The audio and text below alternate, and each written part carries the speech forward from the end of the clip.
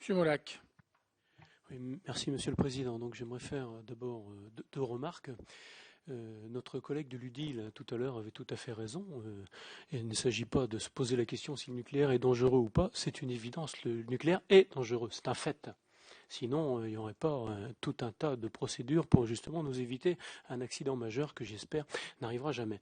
Deuxième chose, on parle souvent du coût de l'électricité et du coût des énergies renouvelables par rapport au nucléaire. Je voudrais simplement dire qu'effectivement, il y a un certain nombre de coûts qui ne sont pas compris dans le nucléaire.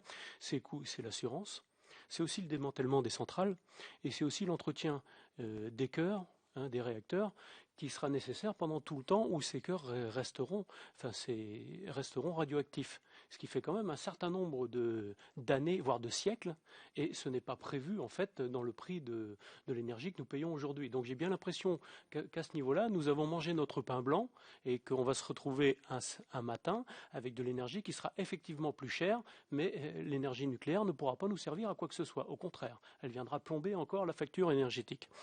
J'avais juste une petite question technique autrement.